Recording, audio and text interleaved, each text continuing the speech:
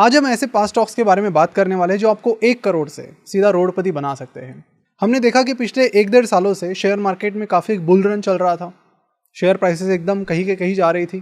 पिछले 1-1.5 महीने में थोड़ा सा स्लो डाउन जरूर आया है, लेकिन ओवरऑल अगर देखें पिछले 1.5-2 साल में तो मार्केट ने काफ़ी अच्छा परफॉर्मेंस दिखाया है। और इसी मार्केट परफॉर्मेंस के चलते कुछ ऐसे स्टॉक्स भी हैं जो क्वालिटी में बिल्कुल अच्छे नहीं है, फंडामेंटली बिल्कुल अच्छे नहीं है, लेकिन दौड़ एकदम तेजी से रहे, जिसके चलते ज़्यादा से ज़्यादा लोग उन कंपनीज में इन्वेस्ट कर रहे हैं। उन कंपनीज में जो पब्लिक शेयर होल्डर हैं उनकी शेयर होल्डिंग बढ़ रही है। धीरे धीरे प्रमोटर छुपके से निकल रहे हैं, क्योंकि उन्हें भी पता है कि ये बुल रन खत्म हो जाएगा और उसके बाद जब बेयर रन शुरू हो जाएगा तो उसके बाद हमारा टिकना मुश्किल हो जाएगा, ये शेयर प्राइस का ऐसा मेंटेन रहना मुश्किल हो जाएगा। तो आज हम ऐसे 5 स्टॉक्स के बारे में बात करने वाले जो काफ़ी फेमस है, लोग उसमें बहुत बड़ी मात्रा में इन्वेस्टमेंट कर रहे हैं, लेकिन इनमें से ज़्यादातर कंपनीज अंदर से काफ़ी खोखली है। तो चलिए देखते हैं ऐसी कौन सी वो 5 कंपनीज हैं, बहुत ही इंटरेस्टिंग कंपनीज हैं। नमस्कार, मैं प्रसाद आपका आज की इस वीडियो में स्वागत करता हूँ। वीडियो में आगे बढ़ने से पहले आपको बता दो कि यहाँ पर हमारा दिवाली कॉम्बो ऑफर चल रहा है, जहाँ पर आपको हमारे शेयर मार्केट फॉर बिगिनर्स और फंडामेंटल एनालिसिस 2.0 इस कॉम्बो में शेयर मार्केट के बेसिक से लेकर कंपनी कैसे ढूंढनी है, उसका फॉरेंसिक एनालिसिस कैसे करना है, उसका वैल्यूएशन कैसे निकालना है, उसमें मल्टीबैगर पोटेंशियल है या नहीं, सारी चीज़ें आप सीख जाएंगे। यानी कि अच्छी कंपनी कौन सी है, वो सही वैल्यूएशन पर है कि नहीं, सारी चीज़ें आपको पता चल जाएगी। 12,000 रुपीज़ का ये कॉम्बो आपको मिल रहा है सिर्फ 4,998 रुपीज़ में, जहां पर एक कोर्स की प्राइस में आपको 2 कोर्सेज के कॉम्बो मिल रहे हैं, वो भी लाइफ टाइम एक्सेस और सर्टिफिकेट के साथ। तो इस ऑफर को किसी भी हालत में मिस आउट ना होने दे। इसकी डिस्काउंट लिंक आपको नीचे डिस्क्रिप्शन और कमेंट बॉक्स में मिल जाएगी, और इस प्राइस में आपको ये कॉम्बो आगे कभी नहीं मिलेगा। So don't miss out on this opportunity. ये दिवाली कॉम्बो वाली link is in the description and comment box. चलिए अब आगे बढ़ते हैं। तो जो पहला स्टॉक जिसके बारे में हम बात करने वाले हैं, ये एक ऐसा स्टॉक है जिसमें मिस्टर राकेश झुनझुनवाला ने भी अच्छा खासा स्टेक पिक किया था। मैं बात कर रहा हूँ एक ऐसी कंपनी की जिसकी डिश आप में से कई सारे लोगों के घर पर होगी और कई सारे लोगों के घर में पास्ट में होगी। अभी शायद आपने कुछ चेंज किया होगा सिस्टम। तो मैं बात करूँ डिश टीवी के बारे में। अब देखिए, कंपनी की जो शेयर होल्डिंग है, public share holding dish TV की 2017 में मात्र 10% की थी, लेकिन अभी वो बढ़कर 83.85% की हो चुकी। यानी कि जो मेजॉरिटी कंपनी है उसके ओनर और कोई नहीं बल्कि जनता है, आम जनता है, पब्लिक है। वहीं पर प्रमोटर का स्टेक 2017 में 64% था, जो उन्होंने कम करते करते मात्र 4% पर लाया है। ये यूं ही नहीं लाया है, ये इसलिए लाया है क्योंकि कंपनी ही कुछ कमाल कर रही है। नाम सुन के बहुत सारे लोगों को लगता है, और बहुत सारे लोग अब यहाँ पर एक चीज़ और भी देख सकते हो कि जो 2017 में करीब 1.5 लाख रिटेल शेयर होल्डर्स थे, कंपनी के रिटेल इन्वेस्टर्स थे, अभी 3.5 लाख से भी ज़्यादा रिटेल इन्वेस्टर्स इस कंपनी में इन्वेस्टेड है। बहुत बड़ा नंबर है ये, और ये नंबर आप देखेंगे पिछले 2-3 सालों में बहुत ज़्यादा बढ़ा है। अब यहाँ पर लोग कहीं ना कहीं ये देखना भूल रहे हैं कि कंपनी का जो रेवेन्यू है 2013 में 2100 करोड़ का था, फिर बीच में 5-6 हज़ार करोड़ तक गया ये। लेकिन जैसे ही डिश टीवी का बबल खत्म हुआ और लोग अल्टरनेट सिस्टम यूज़ कर रहे हैं, उसके बाद वहाँ से इनकी डिमांड, जैसे अभी OTT इंटरनेट, अब बहुत सारे लोग स्मार्ट टीवी यूज़ करते हैं तो उनको डिश वगैरह की ज़रूरत नहीं होती, डायरेक्टली यूजिंग इंटरनेट उस पर यूट्यूब लगा लिया या फिर OTT ऐप से वो लगा लिए, तो ज़्यादातर लोग वही प्रीफर कर रहे हैं। इनफैक्ट मेरे पास जो स्मार्ट टीवी है उसमें भी कोई मेरा केबल का कनेक्शन नहीं है, डायरेक्टली। और साथ ही हो क्या रहा है कि कई बार जो इंटरनेट सर्विस प्रोवाइडर है, अभी हमारे यहाँ पे जियो है, रेलवायर है, तो जियो वाले कुछ चैनल का सब्सक्रिप्शन भी फ्री में दे रहे हैं along with the internet package. तो उसकी वजह से जो टाटा स्काई हो गया, डिश टीवी हो गया, उनके पास कोई और तरीका नहीं था बिजनेस बढ़ाने का। अब वहीं पे वही रह सकते हो, वहाँ से आगे बढ़ना है, कुछ नया करना पड़ेगा, जो कि डिश टीवी ने नहीं किया। टाटा स्काई इज ट्राइंग, ठीक है, टाटा लर्न और बहुत सारी 10-12 चीज़ें वो ट्राई कर रहे हैं, बट डिश टीवी की बात करें कुछ नया नहीं किया, जिसके चलते 6,000 करोड़ का रेवेन्यू जो 2019 में था वो कम होकर मात्र 1800 करोड़ पर आया है। उससे भी ज़्यादा शॉकिंग चीज़ मैं आपको बताना चाहता हूँ, कंपनी 1 रुपये का रेवेन्यू कमाने के लिए कंपनी 1 रुपया गवा रही है। यानी 1800 करोड़ का रेवेन्यू, तो उसके लिए कंपनी का लॉस हो गया है 1900 करोड़ का। पिछले साल 1800 करोड़ का रेवेन्यू था, तब भी 1900 करोड़ का लॉस था। तो जितना कंपनी रेवेन्यू कमा रही है उतने ही लॉसेस हो रहे हैं। अब ऐसे में सवाल आ रहा है कि ये कंपनी है या फिर NGO है। अब NGO भी कैसा है कि जीरो, मतलब नो प्रॉफिट नो लॉस पर चलते हैं, यहाँ पर तो लॉस में चल रहे हैं, मतलब पता नहीं क्या कुछ चल रहा है। अब ये लॉसेस जो है वो 1-2 साल के नहीं है, उसके पहले भी लॉस था, उसके पहले भी लॉस था, जिसके चलते कंपनी के प्रमोटर्स कंपनी छोड़कर जा चुके हैं कि पब्लिक को थोप दी कंपनी, भाई आप देख लो, and retail investors are buying like anything. तो ये चीज़ आप जरूर समझिए कि इसका कोई फ्यूचर नज़र नहीं आ रहा है। मतलब आप भी अपने हिसाब से एनालिसिस करोगे, आपको लगता है, बट मुझे तो यहाँ पर इस पर्टिकुलर पूरे सेक्टर के लिए कुछ खास ग्रोथ तो नहीं नज़र आ रही है। इन प्लेयर्स को कुछ और ट्राई करना पड़ेगा, जो कि अभी वक्त भी चला गया, और इनके बैलेंस शीट में जाएंगे तो बैलेंस शीट इतनी खराब हो चुकी है इनकी, इसके चलते कि इनके रिजर्व सीधे निगेटिव में चले गए। निगेटिव 2900 करोड़ के रिजर्व्स हैं इनके, तो मतलब कैश भी इनके पास पड़ी नहीं कि और कुछ कर पाए। नया कैपिटल मिलना तो मुश्किल है इस फाइनेंशियल को देख के। तो फ्यूचर इज़ लाइक काफ़ी डार्क, मुझे तो दिखाई दे रहा है पर्सनली। अब डिश टीवी के बाद हम बढ़ते हैं अगली कंपनी की तरफ, जिसका नाम है MMTC। अब ये MMTC सरकारी कंपनी जो एक्सपोर्ट इंपोर्ट का काम करती है। इसमें अगर देखें तो पिछले 1 साल में, मतलब 1 डेढ़ साल से जो बबल चल रहा है, बूम चल रहा है मार्केट में, इसके चलते यहाँ पर भी शेयर प्राइस काफ़ी अच्छे से बढ़ी है। यहाँ पर मैं एक बार आपको चार्ट दिखा देता हूँ। तो पिछले 5 साल में शेयर प्राइस 19 रुपीज़ से सीधे 85 रुपीज़ तक गई है। काफ़ी अच्छे रिटर्न्स लोगों को मिले हैं पिछले 4-5 सालों में। रियलिटी इज़ कि गवर्नमेंट का एक नोटिफिकेशन आया है, finance ministry is planning to shut this company down. Operation बंद करना चाहती है, बिजनेस को खत्म करना चाहती है। अब हुआ क्या कि फाइनेंस मिनिस्ट्री चाहती थी कि जो कंपनीज बहुत बड़े लॉसेस में हैं उनको कैसे हटाया जाए। तो एमएमटीसी भी लंबे टाइम से लॉस में, कभी लॉस कभी प्रॉफिट ऐसी थी। तो फाइनेंस मिनिस्टर ने कोशिश की कि इसे बेच देते हैं। बेचने के लिए गए, खरीदने के लिए कोई नहीं था। तो फाइनली अब इन्होंने डिसाइड किया कि अभी इसको खत्म करते हैं। अब पिछले फाइनेंशियल ईयर में अगर आप देखोगे तो मात्र 3 करोड़ का रेवेन्यू था, ठीक है। इस फाइनेंशियल ईयर में -208 दिखा रहा है। अगर ट्रेलिंग 12 मंथ्स देखें तो इसमें भी कुछ नहीं है। तो कंपनी कुछ भी नहीं कर रही है। बहुत सारे टाइम लोगों का ये जस्टिफिकेशन रहता है कि कंपनी को बहुत सारी लैंड से, इनकी बैलेंस शीट बहुत स्ट्रांग है, लेकिन 12,000 करोड़ की मार्केट कैप की ये कंपनी आप देख सकते हो। 12,561 करोड़ का इनका मार्केट कैप है। बैलेंस शीट में मैं जाता हूँ तो रिजर्व इनके पास मात्र 1400 करोड़ के बचे हैं। इसके अलावा कुछ खास चीज़ तो मुझे बैलेंस शीट पर नहीं दिख रही है। तो ऐसे में मतलब का मार्केट कैप ऑलरेडी काफ़ी ज़्यादा है कंपनी का। तो वो जस्टिफिकेशन तो आप यहाँ पर नहीं दे सकते कि ठीक है कि कंपनी के पास कुछ लैंड पार्सल है, बहुत सारी बैलेंस शीट है। ऐसा तो मुझे तो इस केस में कुछ नहीं दिख रहा है। एंड गवर्नमेंट ने ये अनाउंसमेंट भी किया है कि 3 कंपनी को ये बंद करना चाहते हैं। उसमें से एक है एमएमटीसी, दूसरी कंपनी है एसटीसी। एसटीसी भी लिस्टेड है, इसका फुल फॉर्म है state trading corporation. State trading corporation का भी अगर आप फाइनेंशियल्स देखेंगे तो 0 करोड़ का रेवेन्यू है पिछले 2-3 सालों से। एब्सोल्यूट खत्म काम है वहाँ पर भी। एसटीसी की भी बात करें 985 करोड़ का मार्केट कैप है। रिजर्व्स वहाँ पर एब्सोल्युटली निगेटिव में है, 4600 करोड़ के निगेटिव में है। उसके अलावा कर्जा है ऊपर है 1981 करोड़ का। काफ़ी डिजास्ट्रस यहाँ पर सिचुएशन है, but still people are buying the company. पिछले 1 साल में ही 28% की अपसाइड यहाँ पर देखने मिली। और पिछले 5 साल में अगर मैं कंपनी की ग्रोथ देखूँ तो 5 साल में धंधा तो चौपट हो गया है, लेकिन शेयर प्राइस आप देख लीजिए 30-40 रुपीज़ से अभी ये लगभग 163 रुपीज़ पर चले गए। सो धंधा इज़ लाइक डाउन, तो share price is like going like up. तो यहाँ पर आपको क्वार्टर ऑन क्वार्टर बेसिस पर ध्यान देना पड़ेगा कि कुछ हो रहा है क्या। लेकिन गवर्नमेंट तो पूरी तरह से कमिटेड है कि इसे ख़त्म ही करना है, इसे बंद ही करना है। तो बेटर है कि मार्केट में ऑलरेडी 500-600 अच्छी कंपनीज पड़ी है, जिसको मतलब ज़्यादातर लोगों की जिस पर नज़र नहीं है। क्वालिटी उनकी अच्छी है, फंडामेंटल्स उनके अच्छे हैं, फ्यूचर ग्रोथ वहाँ पर अच्छी हो सकती है। So better you analyse and research those companies rather than taking risk और यहाँ पर शेयर्स खरीद के उस आशा में बैठे रहना कि कभी ना कभी कंपनी टर्न अराउंड करेगी। देखिए बहुत रेयरली कंपनीज टर्न अराउंड कर पाती है। हार्डली 5-7% कंपनीज ऐसी होती है जो सक्सेसफुली टर्न अराउंड कर पाती है, मेजॉरिटी नहीं कर पाती। तो इसीलिए मतलब अगर आपके पास ठीक है कॉन्क्रीट इन्फॉर्मेशन है कि हाँ ये ऐसा होगा ही होगा तो ही, अदरवाइज फिर आप आशा में मत रुकिए कि ये ऐसा होगा तो वैसा होगा। बिकॉज गवर्नमेंट जो डिसीजन लिया है उसके बाद आप रेवेन्यू देख सकते हो बिल्कुल 0 और 1 करोड़ और 0 पर आ गया है। सो ये हो गया सरकारी कंपनी का। तो आपको पता है कि पीएसयू स्टॉक्स में बहुत अच्छा बूम चल रहा है, जिसके चलते इनका धंधा तो नहीं चल रहा अनफॉर्चुनेटली, लेकिन शेयर प्राइस अभी भी बढ़ रही है क्योंकि पीएसयू बबल है। लोग रैंडमली जो भी सरकारी कंपनीज उसमें इन्वेस्टमेंट कर रहे हैं, लेकिन इसका ड्रॉबैक ये है कि वो फंडामेंटली अगर कंपनी अच्छी नहीं है तो लॉन्ग टर्म में वो प्राइस सस्टेन नहीं कर पाएगी और उसके बाद आपको जो होगा वो लॉस ही होगा। इसके बाद जो नेक्स्ट कंपनी है वो काफ़ी इंटरेस्टिंग है।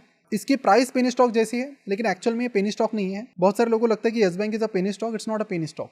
Yes bank is a sort of कि 21 रुपये की शेयर प्राइस है। हम देखते हैं बाकी कंपनी, आईसीआईसीआई की शेयर प्राइस देखें मोर देन 1000 रुपीज़, एचडीएफसी की प्राइस देखें मोर देन 1500 रुपीज़। तो ऐसे में आप एक्सपेक्ट करते हो कि 20 रुपये वाली शेयर प्राइस मतलब क्या ही कंपनी है। लेकिन ये कंपनी अच्छी खासी एक बड़ी कंपनी है। 65,000 करोड़ का इसका मार्केट कैप है और इनकी जो ग्रोथ है, रेवेन्यू ग्रोथ तो इनकी नहीं के बराबर है। 26,000 करोड़ की रेवेन्यू था इनका 2020 में, जो अभी 28,000 का है, 28,000 करोड़ का है, सॉरी। मतलब देखिए इनका जो फ्रॉड हुआ था येस बैंक, राणा कपूर जिसमें इन्वॉल्व थे, वो होने के बाद एसबीआई और बाकी बैंक्स ने इसमें स्टेक लिया और इसको बचाया और तब से लेकर अच्छा प्रॉफिट तो अब तक बढ़ रहा है धीरे धीरे। ठीक है, प्रॉफिट में अच्छी खासी ग्रोथ यहाँ पर नज़र आ रही है। लेकिन ओवरऑल एक चीज़ जो मुझे कंसर्निंग लगती है यहाँ पर वो है कंपनी का वैल्यूएशन। कंपनी को अगर हम पीयर्स के साथ देखें, P is not actually a best parameter, लेकिन अगर हम पीजी को भी यूज़ करें तो एक चीज़ हमें पता चल जाती है यहाँ पर कि एचडीएफसी बैंक 18 का पी है, आईसीआईसीआई 19 का है, कोटक महिंद्रा 20 का है, एक्सिस बैंक 13 का है। लेकिन वहाँ पर एक एक्सेप्शन है, वो है येस बैंक का, विच इज़ 45। अगर आप देखोगे तो एचडीएफसी बैंक की जो ग्रोथ है और इनफैक्ट आईसीआईसीआई बैंक की जो ग्रोथ है लगातार कंसिस्टेंसी के साथ, वो येस बैंक से बेटर है। लेकिन still they are available at far lower valuation compare to Yes Bank. और ये सिर्फ 2 बैंक्स की बातें नहीं है। आप अच्छे से अच्छी बैंक ले लो, स्मॉल फाइनेंस बैंक ले लो, कोई भी ले लो, तो आपको येस बैंक का वैल्यूएशन फिर भी ज़्यादा ही लगेगा। तो राइट नाउ ये इसलिए हो रहा है बिकॉज पीपल थिंक दैट, बहुत सारे लोगों को ये लगता है कि 20 रुपये का शेयर लूँगा तो 40 रुपये जल्दी हो जाएगा। 1500-1600 रुपये का शेयर लूँगा तो 3000 होने में टाइम लगेगा। साथ ही ये शेयर्स खरीदते हो तो दिखते भी बहुत ज़्यादा हैं, तो एक सुकून भी मिलता है दिल को कि बहुत अच्छे खासे शेयर्स मेरे पास हैं। तो अब यही गलतियों की वजह से येस बैंक की जो वैल्यूएशन है वो बढ़ती जा रही है। So this is not a very small company, it's a very big company, but right now मुझे कहीं ना कहीं इस कंपनी का जो बैंक का जो वैल्यूएशन है वो काफ़ी कंसर्निंग लगता है। तो before entering into that I think मुझे लगता है कि आपको वैल्यूएशन का और डिटेल में स्टडी करना चाहिए, डिटेल में और मतलब जो चीज़ें हैं वो चेक करनी चाहिए और उसके बाद ही अपना डिसीजन लेना चाहिए।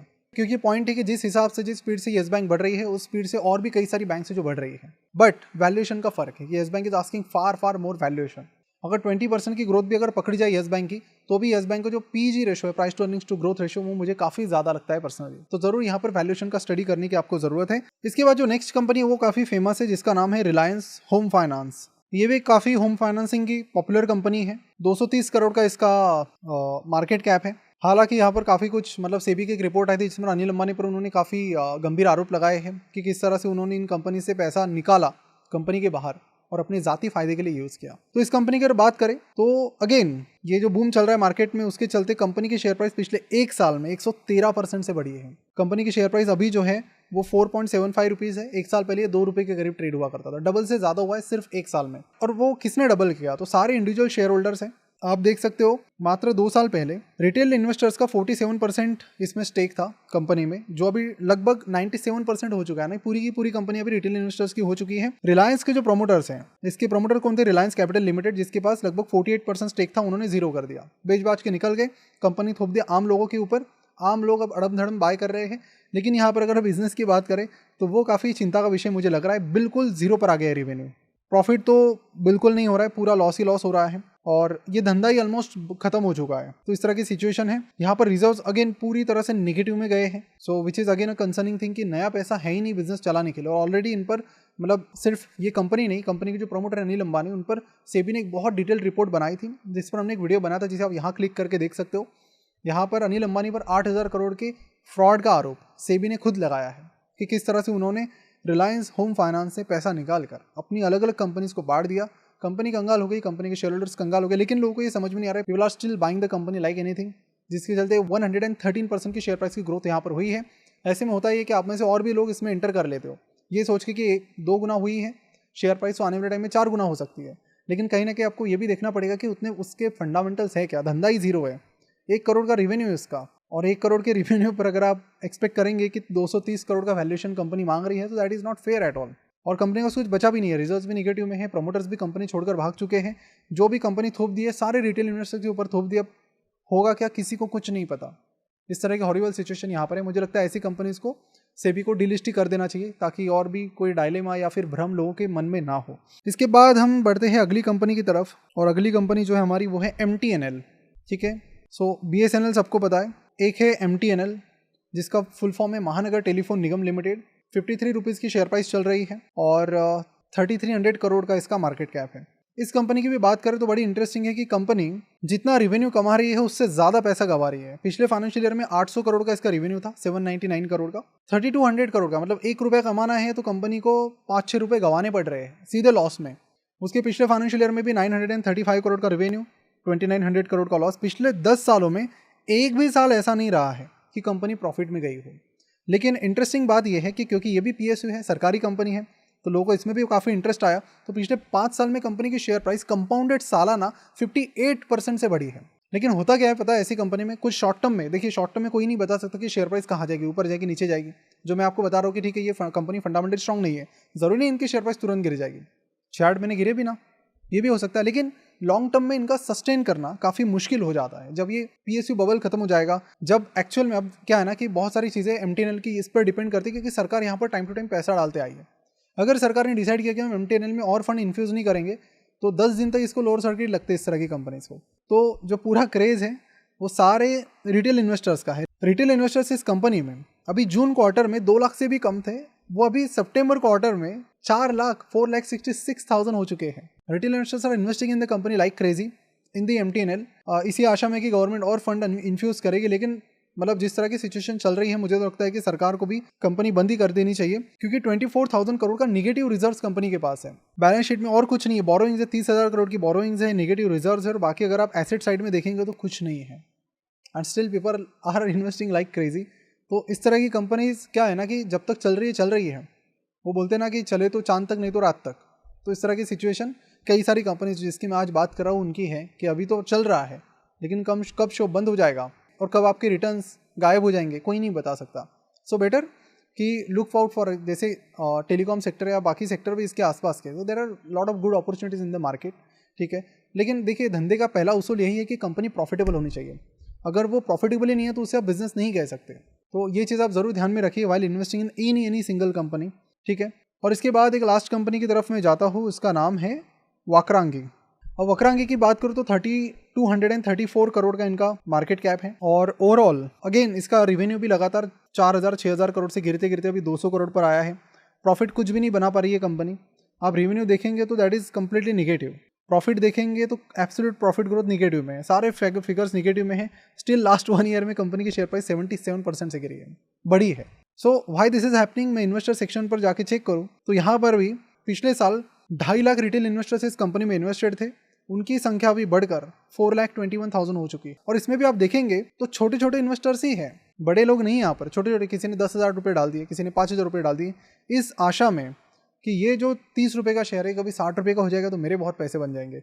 लेकिन अगर आप देखेंगे तो कंपनी के प्रॉफिट एंड लॉस स्टेटमेंट में तो कुछ नहीं है। अगर आप कंपनी के बैलेंस शीट में देखेंगे तो रिजर्व्स खत्म होने आया है। एक टाइम वो 2500 करोड़ का था, वो अभी खत्म होने आ गया है। बाकी कुछ भी नहीं दिख रहा है आपको। देखिए, रेवेन्यू नहीं आ रहा है तो बाकी चीज़ें देख के मतलब ही नहीं है और ज़्यादा, फाइनेंशियल रेशियोज और बाकी चीज़ें। But again one thing is clear कि retail investor showing lot more interest, 77% से एक साल में शेयर प्राइस बढ़ रही है। लेकिन अगेन फंडामेंटली देखें तो कंपनी काफ़ी खोखली है। आपको बता दूं कि बहुत सारे लोग आप में से रिसेंटली आए हैं, लेकिन ये कंपनी थी जो एक लंबे टाइम पहले इन पर अकाउंटिंग फ्रॉड के भी आरोप हुए थे। इनके जो ऑडिटर थे उन्होंने अचानक रिजाइन कर दिया था, इन पर बहुत बड़ा इन्वेस्टिगेशन चला और प्रमोटर्स पर भी बहुत सारे आरोप भी हुए थे, जिसके केसेस मुझे लगता है आज भी चल रही है। So better you analyse all this things about the management before investing in any company. लेकिन एक चीज़ तो यहाँ पर क्लियर है कि जो भी चीज़ें आप यहाँ पर देख रहे हो, एक चीज़ कॉमन है कि पीपल आर जस्ट लुकिंग कि शेयर प्राइस बढ़ रही है तो रैली में पार्टिसिपेट करते हैं, प्राइस आगे बढ़ती रहेगी। नहीं, जब बेयर रन आता है, जब फंडामेंटल सही में कंपनी के चेक किए जाते हैं, तब इन लोगों के लिए काफ़ी मुश्किलें पैदा हो जाती हैं। So my advice to is to look for the companies जो फंडामेंटली अच्छी है। बस इसी आशा में मत रहिए कि कंपनी की 20 रुपये की शेयर प्राइस से 40 रुपये हो जाएगी, ऐसा नहीं है। अगर किसी कंपनी की शेयर प्राइस 1,000 रुपये है, उसके फंडामेंटल बहुत स्ट्रांग है, तो 1,000 से 10,000 जाने में मुझसे ज़्यादा टाइम नहीं लगेगा। तो ये प्राइस के चक्कर से आप बाहर निकलिए और सबसे पहले आप ये मार्केट कैप देखिए कि कंपनी कितनी बड़ी है, वो आपको मार्केट कैप से पता चलेगा। और फंडामेंटल्स देखिए, क्योंकि 10 रुपये 20 रुपये वाली कंपनी ऐसी होती है ज़्यादातर जो एक ज़माने में एकदम अच्छी परफॉर्म कर रही होती है। जैसे शॉर्ट टर्म में तो 1 ईयर का तो ठीक है, लेकिन मैं इसका वाकरांगी का 10-15 साल का ग्राफ आपको दिखाऊँ तो आप देख सकते हो एक समय कंपनी की शेयर प्राइस 457 रुपीज़ से, यही कंपनी आज आपको 30 रुपये में मिल रही है। रिलायंस हाउसिंग फाइनेंस, अभी तो सब अच्छा चल रहा है, लेकिन रिलायंस होम फाइनेंस की शेयर प्राइस एक ज़माने में वो भी बहुत ज़्यादा हुआ करती थी। आप देख सकते हो 100 रुपीज़ हुआ करती थी 2017 में। 100 से वो कहाँ पर आई है, क्या से क्या हो गया, इस तरह की सिचुएशन। और बाकी कंपनीज में भी सिमिलर पैटर्न्स आपको देखने मिल सकते हैं। सो माय पॉइंट इज कि like look for the good fundamental stocks. तो इस तरह के स्टॉक्स में इन्वेस्ट करोगे तो करोड़पति से रोडपति होने में आपको टाइम नहीं लगेगा। सो वीडियो आपको कैसा लगा नीचे कमेंट करके जरूर बताएं। और कोई स्टॉक्स आपको ऐसे लगते हैं जो फंडामेंटली बहुत वीक है लेकिन शेयर प्राइस उनकी बहुत तेज़ी से बढ़ रही है, उसके बारे में नीचे कमेंट में ज़रूर बात कीजिए, उसके बारे में हम डिस्कशन करते हैं ताकि ज़्यादा से ज़्यादा लोग अवेयर हो और एक बेटर रिसर्च करके बेटर इन्वेस्टमेंट वो कर सके। जाते जाते हमारी कॉम्बो ऑफर को जरूर चेकआउट कीजिए, क्योंकि इस तरह की ऑफर्स आपको बाद में नहीं मिलेगी। This is a great opportunity to learn share market in depth in detail इस दिवाली।